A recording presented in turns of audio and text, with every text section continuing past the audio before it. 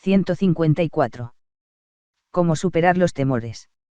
Si un hombre alberga cualquier miedo, éste perturbará todos sus pensamientos y dañará su personalidad, convirtiéndole en esclavo de un fantasma. Legouve.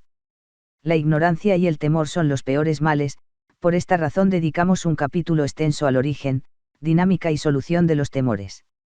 El miedo es un sentimiento natural que se convierte en temor, cuando la persona toma conciencia de los peligros que le amenazan y llega al pánico cuando, llevado por la fantasía, imagina un final desastroso.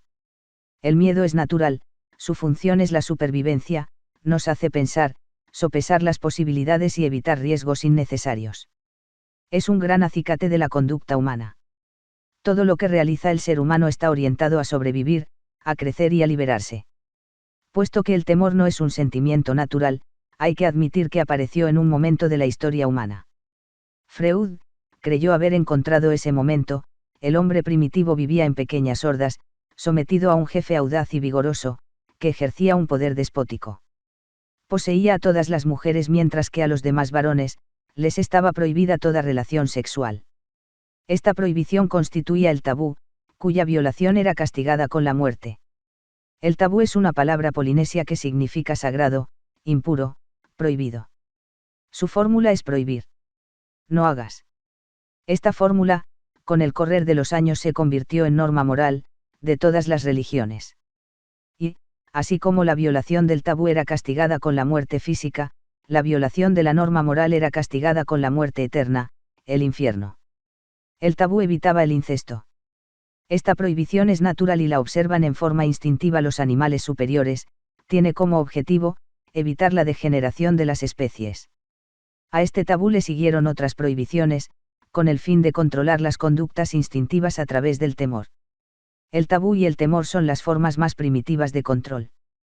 Ahora, regrese mentalmente a la prehistoria y visualice al hombre prehistórico en lucha terrible contra el mismo hombre, caníbal salvaje, en lucha contra los animales feroces, en lucha contra las fuerzas naturales, contra los fantasmas y contra los dioses vengativos y crueles.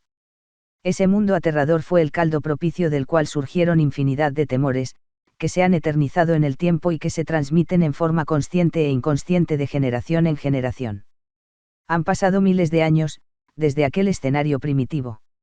El hombre ha dominado la naturaleza, se han desvanecido los fantasmas y se han desvanecido los dioses, pero los temores siguen enraizados en el corazón de los hombres.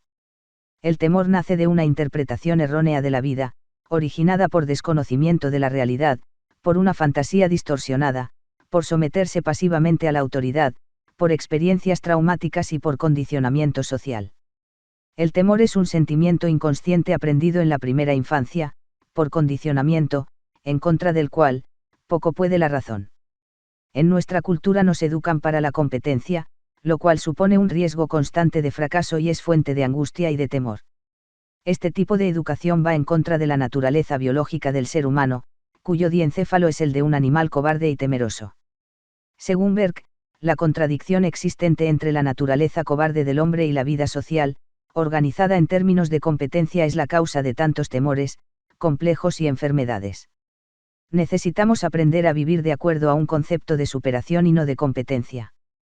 Los niños nacen sanos, espontáneos y temerarios, pero los padres los reprimen con toda clase de temores. Cuidado.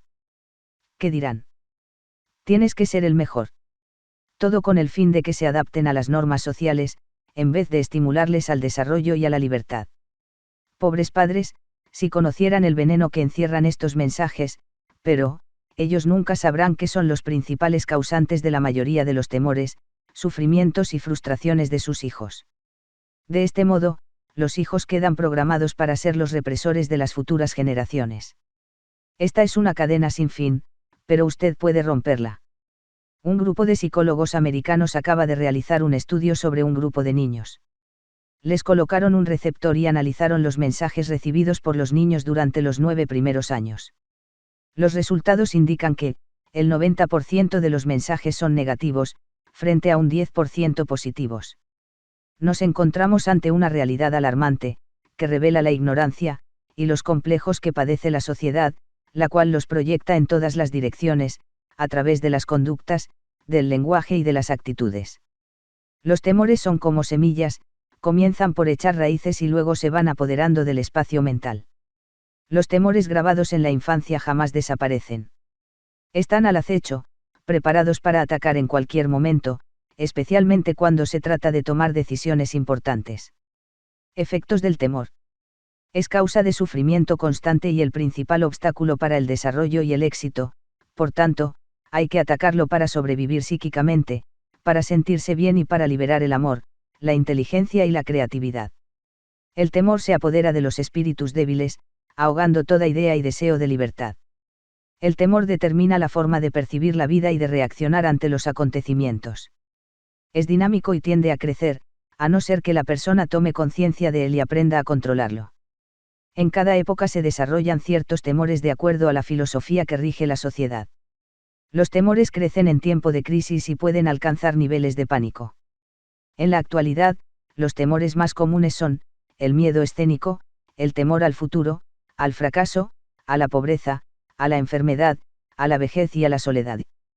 Estos temores son propios de una sociedad competitiva, individualista y poco solidaria, que ha dejado al ser humano solo y abandonado a su propio destino. El temor desencadena automáticamente los procesos psicológicos que conducen al fracaso.